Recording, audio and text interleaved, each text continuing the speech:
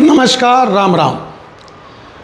प्रदेश में विधानसभा सत्र चल रहा है और प्रदेश के तमाम बड़े मुद्दों को सदन में उठाया जा रहा है, लेकिन हम बात करेंगे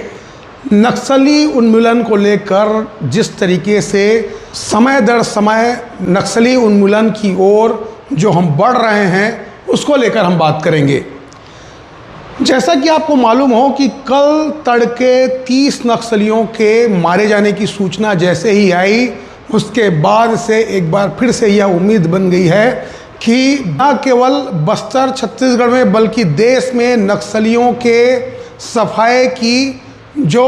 अभियान है वह एक कदम और आगे बढ़ गया है। इस तरीके से देखें तो लगातार बस्तर में नक्सलियों के सफाई दिनों दिन सफलता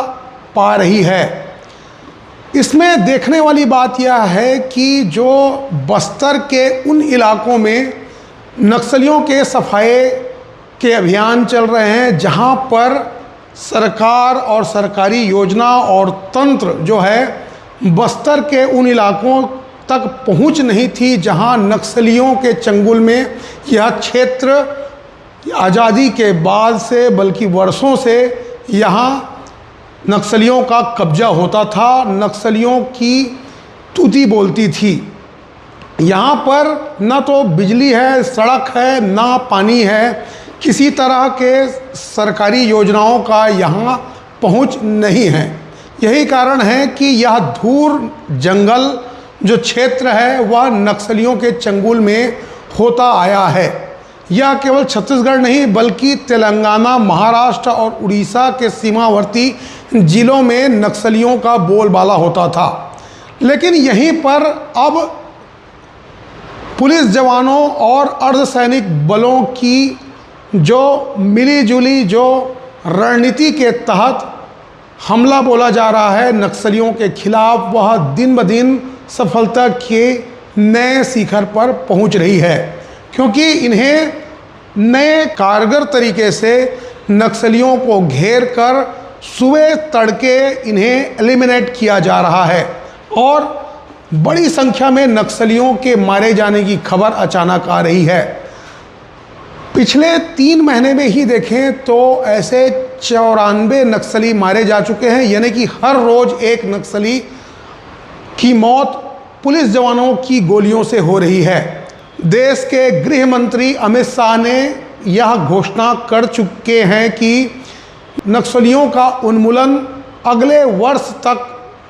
पूरे देश से नक्सलियों का सफाया हो जाएगा। वह एक आस जो है वो बंधती दिख रही है। जिस तरीके से पहले भी नक्सलियों के सफाई की घोषणा और काफ़ी रणनीति तैयार होती थी, लेकिन इसे फलीभूत होते नहीं देख पा रहे थे हम लोग। जिस तरीके से कश्मीर में 370 धारा हटाया गया और आज वहाँ जो फिज़ा है, जो वहाँ का जो वातावरण है वो काफ़ी बदल चुका है, उसी तरीके से हम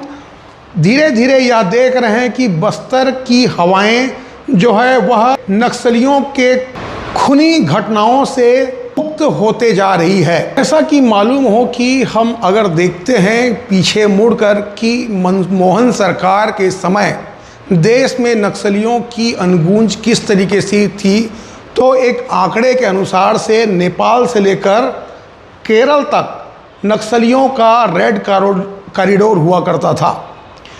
देश के 12 राज्यों और लगभग 400 से अधिक जिलों में नक्सलियों की तूती बोलती थी। नक्सलियों की दहशत इस तरीके से थी कि लगभग हर हफ्ते कोई न कोई घटना सामने आती थी जिसमें कई लोग पुलिस जवान या अर्धसैनिक बल उसमें खेत होते थे। इन्हीं घटनाओं से लगातार नक्सलियों के खिलाफ जो अभियान और मोर्चे रणनीति बनाए जाते थे और नक्सलियों के उन्मूलन को लेकर लगातार जो दावे किए जाते थे, लेकिन हो कुछ नहीं पा रहा था। लेकिन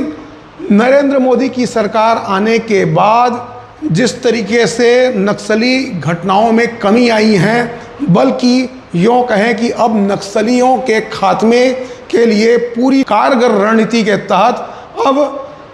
हर तरीके से नक्सलियों को देश भर में नक्सलियों के सफाई का अभियान जो चल रहा है वह लगता है कि जल्द ही लक्ष्य तक पहुंच जाएगा, क्योंकि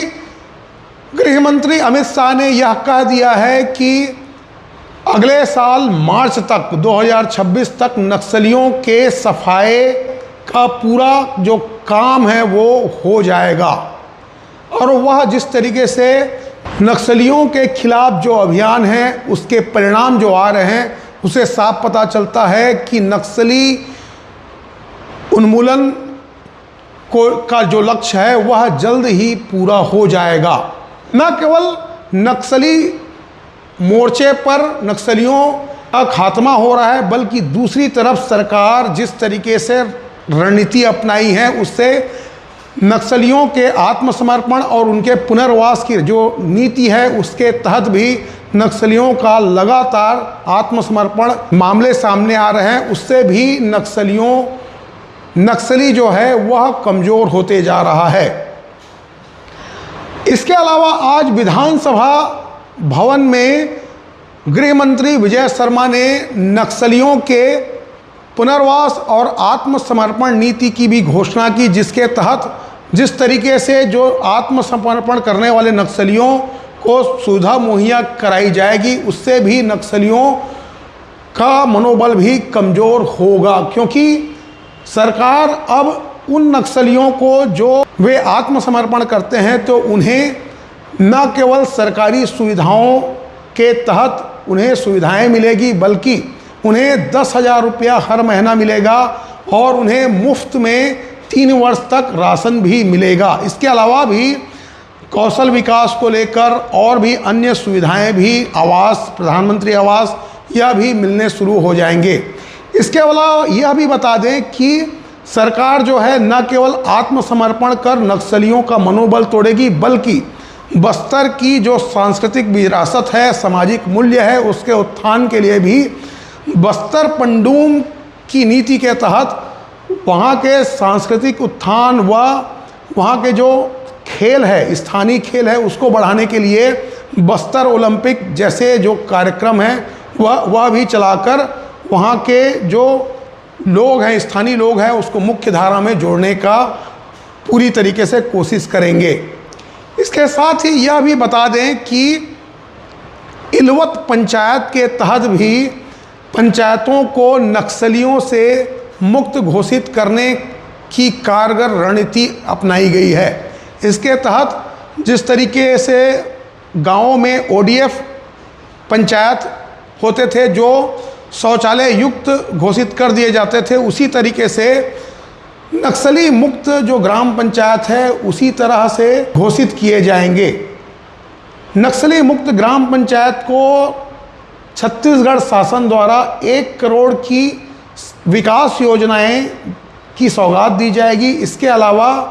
वहाँ बिजली की सुविधा भी तुरंत दी जाएगी। साथ ही साथ सरकार की अन्य योजनाओं को उन ग्राम पंचायतों में प्रभावशील बनाया जाएगा। इसके लिए तमाम योजनाएं वहाँ के स्थानीय लोगों को मुहैया कराई जाएगी। इसके अलावा शहीद पुलिस जवानों की मूर्तियों की स्थापना का काम भी किया जाएगा, जैसा कि गृह मंत्री विजय शर्मा ने बताया। हम उनकी बात को भी यहाँ पे सुनाते हैं आपको कि अब आने वाले समय में हम सैकड़ों की संख्या में गांव में मूर्तियों की स्थापना करेंगे, हमारे शहीदों की मूर्तियों की स्थापना करेंगे। ये बड़ी लंबी मांग थी लोगों की, वह शहीद परिवारों की, वह मांग भी अब की जा रही है। इस तरीके से हम देखते हैं कि नक्सलियों के पैर अब उखड़ने लगे हैं और हम ये उम्मीद करते हैं कि आने वाले दिनों में जिस तरीके से कश्मीर में धारा 370 हटाने के बाद जो वहाँ की हवा जो बदली है, उसी तरह बस्तर की फिज़ा भी, वहाँ का वातावरण भी बदल जाएगा और हम देखेंगे कि वहाँ सड़कों के विकास के बाद लगातार पर्यटन का जो विकास है वह भी देखने को मिलेगा। और जल्दी ही जिस तरीके से गृह मंत्री अमित शाह ने जो बात कही है कि नक्सलियों के सफाई को लेकर दृढ़ संकल्पित है, वह अब साकार होते हुए दिखेगा और नक्सली जो है अपनी अंतिम चुनौती पेश कर रहे हैं और जल्द ही हमें मुक्त वातावरण में अपने हर क्षेत्रों का विकास करते हुए हम देख पाएंगे, ऐसी उम्मीद है।